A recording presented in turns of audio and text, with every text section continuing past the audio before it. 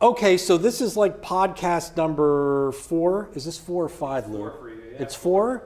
I thought I'd do more podcasts by now. I really need to up my game. But I'm here. See, I'm already making you laugh. I'm here with John Waldorf, Vice President at Estes. Yes, sir. And there's a reason why we're doing this story, because it hits home. You don't see him on camera. Hey, Luke, come here. Just lean in here. All right, so that's Luke. Luke's behind the camera. So Luke has 2 systems. Both of the systems broke down. And, one broke down. He's got to replace one. Eventually, he'll have to replace 2. And he started asking me about pricing and about how to pick out ACs. And I'm like, well, I'm the consumer guy, but I really don't know a whole lot about this other than the experiences that I've had over the years. And one of the experiences I had was I bought a Lennox. Mm-hmm. That with the coils that corroded, and they got into that lawsuit, Lennox versus Thomas. Anyway, I bought a brand new system, and like 2 years later, it all started corroding, and had to replace it. But that was like 2014, 2015 when that happened to me. I think the last system that I replaced was about 4 or 5 years ago, and I think it was at least 2.5 tons, and I think I paid about $5,000 for it. So when Luke started telling me about what everyone was quoting him today, my head nearly exploded because the prices have gone up. And it's not just like with one company, it's with everybody. So you are here, John, to explain to me what's going on. What happened? I think you said it was, it started with the pandemic. With the pandemic. Correct.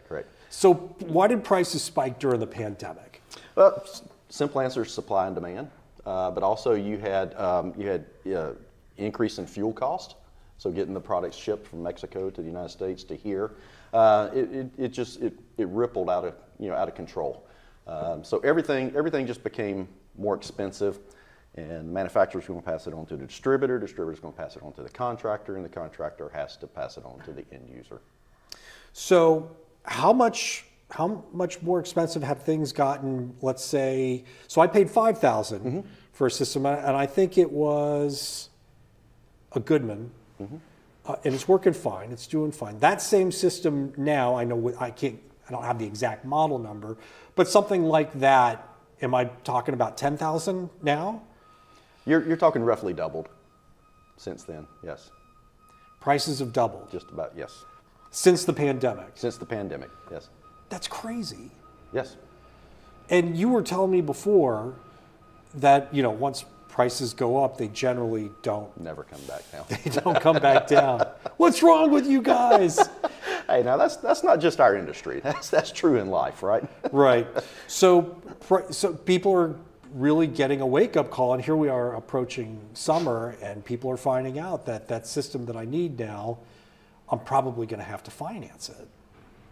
Well, financing does help ease the burden, yes, and it's an investment. So you can get a return on the investment, provided that the system is installed correctly. It should operate more efficiently, should do a better job cooling the house, and so you should see a reduction on energy bills, and so you should expect a return on that investment. All right, so I'm going to stick on the consumer side a little bit, and then we'll get into the history of the different refrigerants. One of the things you guys asked Luke when he walked in was, what are you looking for? Are you looking for cost, longevity? What are people supposed to look at when they're picking out a system? Well, we asked him, how long do you plan on being in the house, right? Because if he's moving within the next year or two, he's not going to have long enough to recoup his investment through the savings on the energy bill. What it will assist with is it'll help him sell the house, hopefully at a higher price, because it comes with a new HVAC system. So it'll help you sell the house. Now, if you plan on staying in the house any length of time, then you don't want to look at necessarily the entry-level efficiency rating. You want to look at a higher efficiency, and so you can save more money on the utility bills and recoup some of that investment. Okay, so are there like, how many different levels are there? Obviously, you have your base level. Right. Like, I'm selling the house in, next year or immediately, or maybe in a couple of years. What's the next level from there? Ooh, that's a tough question to answer. Yes. So The minimum efficiency rating is determined by the government, and they tell us what it has to be, and it's tested to be entry-level unit. The highest efficiency unit, a lot of different manufacturers have different claims. So we're talking about SEER rating, Seasonal Energy Efficiency Rating is the acronym SEER. So you can get as high as the 20s, the low 20s. So that's good. The higher Right. you go in number, the better. And then The what? less it costs to operate. Right. And then what's the lowest number right now? 15? 15, yes. See, I did my research. All right. So for somebody like Luke, a 15 is probably okay. If he plans on moving within the next, couple of years, yes, that would be fine. Is the system not going to last as long when you get into an entry-level system versus? No, not. So these systems are not commodities. You buy a Ford Taurus, it's the same Ford Taurus as the other dealership. Their performance is determined by how they're installed. So if it's installed correctly, that's way more important than what the brand name is, having it installed correctly. If it's installed correctly, then it's going to operate more efficiently and it's going to last longer. So, and then obviously maintenance. Maintenance, absolutely.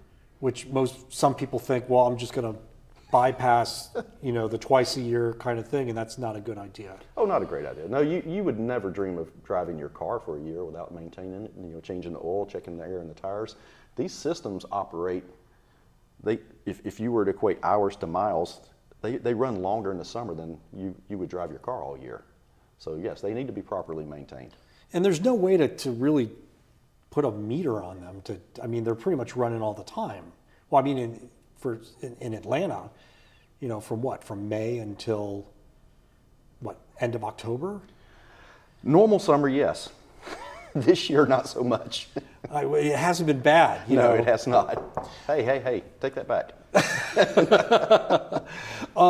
So at this point, what do people need to know? They need to know going into this summer, if they need a new system, it's definitely going to be more expensive. Get ready for a price tag change. That's not something you guys have control over. Am I correct? Correct. Yeah. What they need to know is there's been so many regulatory changes in our industry affecting the equipment, affecting the testing of the equipment, affecting the refrigerant that we now use, that systems will never be less expensive than they are today. Normal in this industry was to get a price increase about once a year, and we've had 3 or 4 this year already. So if you're thinking about it, I would highly recommend to do your research and go ahead and make a decision. So explain that. When you say you've had price increases, who said this is manufacturer? Yes, manufacturer, refrigerant. When the regulations took effect that they had to manufacture equipment, they can no longer manufacture equipment that used the now old R410A. We can still use the R410A. We can still install equipment that has 410A in it if we can get it. They just can't manufacture it. So they had to totally retool the manufacturing plant to manufacture these new units that use the new refrigerant, the R454 or R32. All of that added cost, and they're going to pass those costs on, and it just becomes a trickle-down effect. And here's where we get into, for people who don't understand this, anybody who's had somebody come fix their AC knows, they've heard like R22. They know that there's different refrigerants, and one of them was really bad for the atmosphere. So that, are we going, well... That's what we were told. That's what we were told. Right. All right, so everybody was using R22. And then just quick little education here, a little timeline. How did things progress to where we are now? So it's all following a policy called the Montreal Protocol, where several countries, ours included, got together and they said, we're going to, over time, phase out these refrigerants. R22 was deemed to be an ozone depleting refrigerant. And so around the year 2000, we had to, they started phasing R22 systems out. And then we went to R410A, which R410A, January 1st of 2025, manufacturers couldn't manufacture any more equipment that used R410A. All right, so we had, let me stop you there, because we had R22, we transitioned over to 410A. Began transitioning about 2000, 1999 to 2000. And when did we reach the point, it wasn't that long ago, where it's like everything has got to be 410A? 2010, if my memory serves. So if you had an old system with R22, it made no sense to replace the indoor unit and not replace the outdoor unit because you want to replace both to have the new refrigerant, To have right? the new refrigerant, correct. Did I explain that? Yeah, correct. No, you wanted the system to be compatible. Right. Right. Okay. So we go from 410A to, what's the new one? You have a choice of, manufacturers had a choice of R454B or R32B. What's the difference? Just, you're getting very technical now, but it's just the blend. They both contain natural gas or propane in them. Not between each other, but I I'm mean, sorry. it'd be just between the 410A. What changed that they had to switch to a different type of refrigerant? So all refrigerants have a GWP rating, which is global warming potential. And don't ask me what the number means because I have no idea. But the new refrigerants had to be less than 700 GWP. And because the new refrigerants have propane or LP in them, it's more natural. And so it was deemed to be at the 700 GWP or lower. And R410A was classified as a greenhouse gas. So we went from... So now everybody's retrofitted to produce systems for the newest refrigerant. Correct. Which is what again? What's it called? R454B or R32B. There will be a quiz on this later. Where's the jug? Can you grab the jug, Luke? Do you mind? So most of the big manufacturers chose to go with 454. So this is what you show up with.